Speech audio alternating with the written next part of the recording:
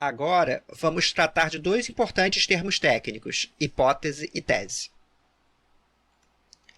A condição de uma implicação lógica, que costuma ficar no lado esquerdo, é conhecida como hipótese. Então, memorize esse termo e se acostumem com ele, pois ele é usado o tempo inteiro em matemática. E a consequência dessa condição, que usualmente fica no lado direito, ela é chamada de tese. E lembrem-se, a hipótese é a condição da implicação lógica. Já a tese é a consequência dessa implicação lógica. Então, vejamos um exemplo prático. Temos aqui x estritamente maior do que 999 implica que x é estritamente maior do que zero. A condição é esse lado aqui. Então, essa é a hipótese. Ou seja, x estritamente maior do que 999 é a hipótese. E a consequência? A consequência da implicação lógica é esse lado daqui. Ou seja, essa é a tese. Logo, x estritamente maior do que zero vai ser a tese. Às vezes, a hipótese é uma coisa mais complexa e pode naturalmente ser dividida em várias componentes, que também vão ser chamadas de hipóteses. Assim, de maneira mais geral, nós chamamos de hipótese cada uma das afirmações que juntas vão implicar na tese. Então, por exemplo, considere a proposição x pertence a R e x estritamente maior do que π implica em x estritamente maior do que 2. Como já vimos antes, podemos dizer que isso tudo aqui é hipótese. Isso está perfeitamente correto. É importante que isso fique bem claro. Entretanto, essa hipótese é claramente composta por essas duas condições aqui. X pertence a R e x estritamente maior do que π. Essas condições, quando são verdadeiras ao mesmo tempo, elas correspondem à hipótese. É costume, então, dizer que cada uma dessas condições é uma hipótese da proposição. Então, nesse exemplo aqui, podemos dizer que cada uma dessas duas condições são hipóteses.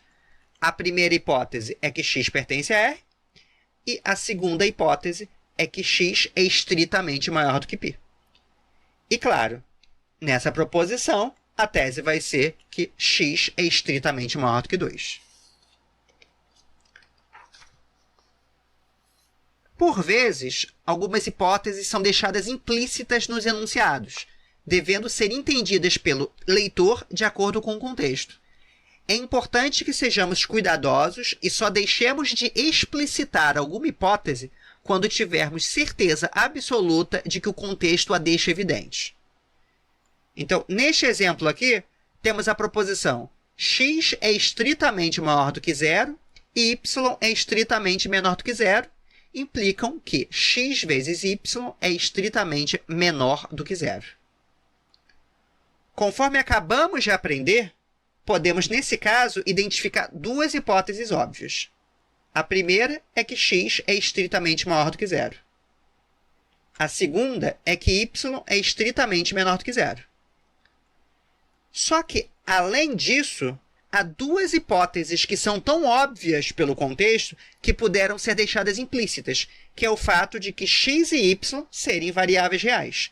Assim, x pertencente a R é uma hipótese implícita, y pertencente a R também é uma hipótese implícita. É claro que sempre depende do contexto. Se eu estivesse num contexto em que os números com que você naturalmente está trabalhando são números inteiros, x e y seriam naturalmente entendidos pelo leitor como sendo pertencentes a Z, nessa situação hipotética.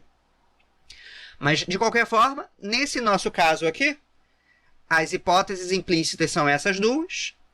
E é claro que, nesse caso, a tese é que x vezes y é estritamente menor do que zero.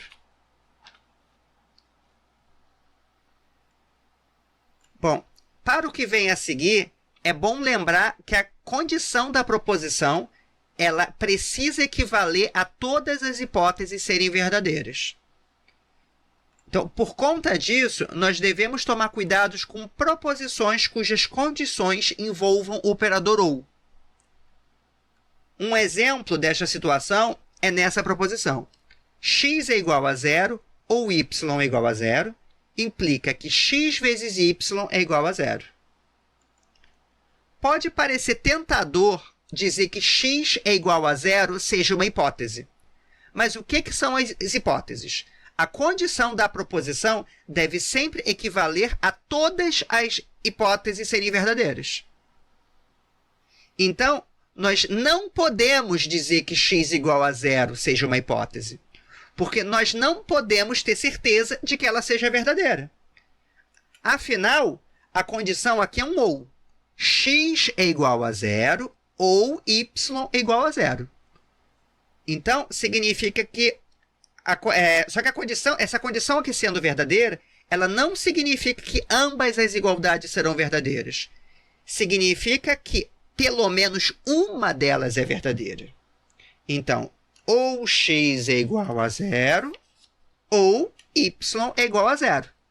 Não é proibido que as duas sejam simultaneamente verdadeiras, só que nós não temos nenhuma garantia disso. A única coisa que nós sabemos com certeza é que uma delas é verdadeira, só que nós não sabemos qual. Então, não podemos afirmar que x é igual a zero é verdadeira com certeza. Então, por isso que não faz sentido você dizer que x é igual a zero é uma hipótese. Afinal, todas as hipóteses são verdadeiras na condição da hipótese. Analogamente, y igual a zero não é uma hipótese. Então, podemos apenas dizer que a hipótese é x igual a zero ou y igual a zero, sem desmembrar as componentes. E a tese, nesse caso, obviamente, é que x vezes y é igual a zero.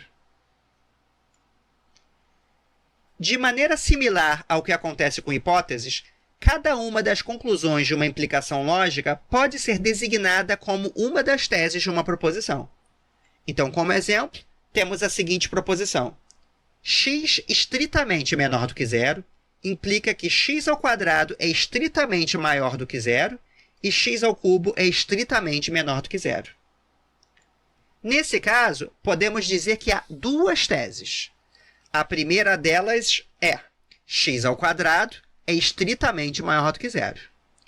E a segunda tese é x ao cubo é estritamente menor do que zero. Observe que, como no caso da hipótese, você só vai separar a conclusão em várias teses em situação em que ela se constitui no e entre várias afirmações. Não se faz isso no caso em que isso envolver um ou. E outra observação importante. Nós já vimos que implicações lógicas e proposições de para todo são essencialmente a mesma coisa e que podemos facilmente transformar uma em outra. Considerando isso, é natural utilizar a mesma linguagem de hipótese e tese, que até agora nós aplicamos aqui a implicações lógicas, também a proposições de para todo. Então, temos aqui o exemplo da proposição x pertence a Q para todo x pertencente a N. Essa proposição, em termos de implicação, ela pode ser escrita como x pertence a N implica que x pertence a Q. Então, a hipótese vai ser x pertence a N e a tese vai ser x pertence a Q.